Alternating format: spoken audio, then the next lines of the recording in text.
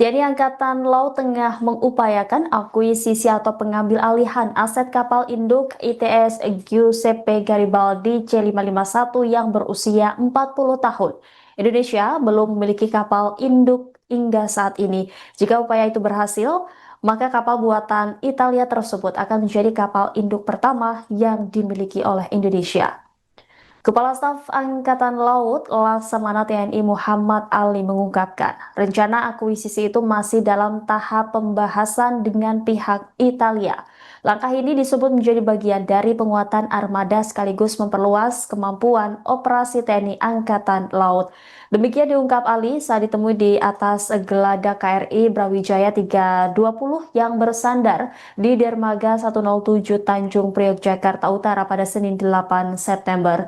Ali mengatakan kapal itu akan digunakan dalam operasi militer selain perang. Kendati begitu, menurutnya juga tidak menutup kemungkinan digunakan untuk operasi militer perang.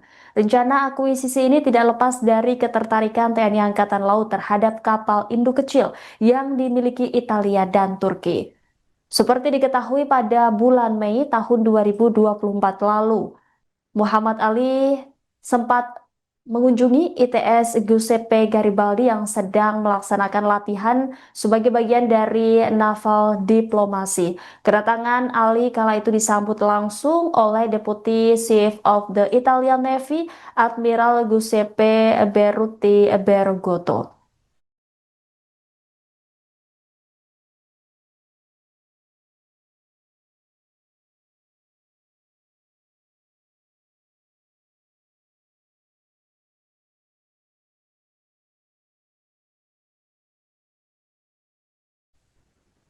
Upaya TNI Angkatan Laut mengakuisisi kapal induk milik Italia ITS Giuseppe Garibaldi C551 cukup menarik perhatian. Pasalnya, jika itu berhasil, maka kapal berusia 40 tahun tersebut akan menjadi kapal induk pertama yang dimiliki Indonesia. Lantas bagaimana spesifikasi dan kehebatannya? ITS Giuseppe Garibaldi merupakan kapal induk pertama yang dibangun untuk Angkatan Laut Italia dan difungsikan untuk mengoperasikan pesawat sayap tetap.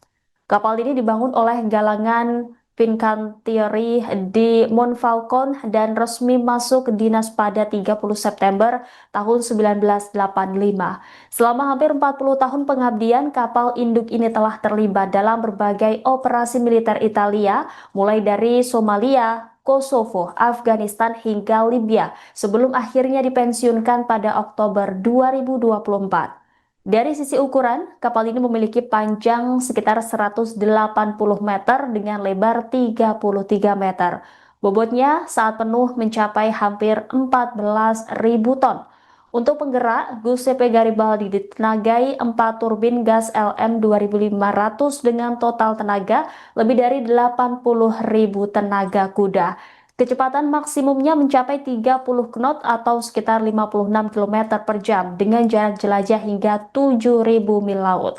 Kapal induk ini dioperasikan oleh sekitar 830 personel, termasuk kru kapal, teknisi udara hingga staf komando.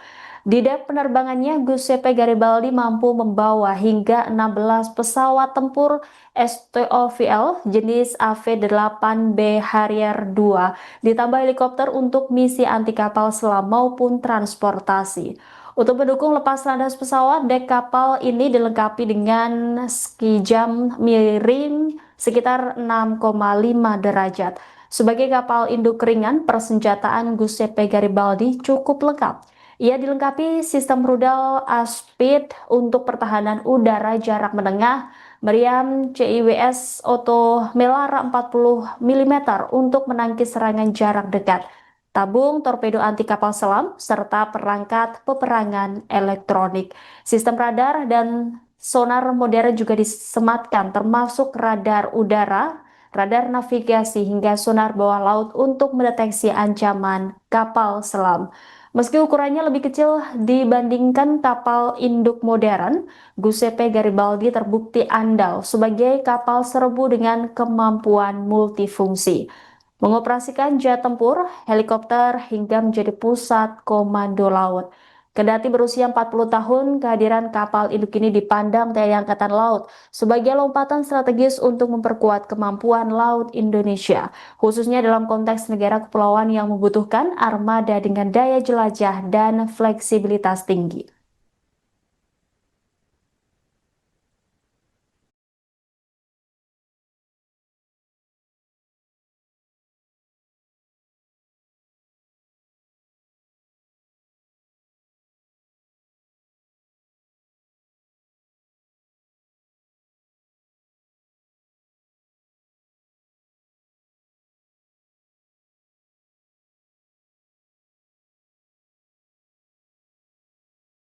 Download Tribun X sekarang, menghadirkan lokal menjadi Indonesia.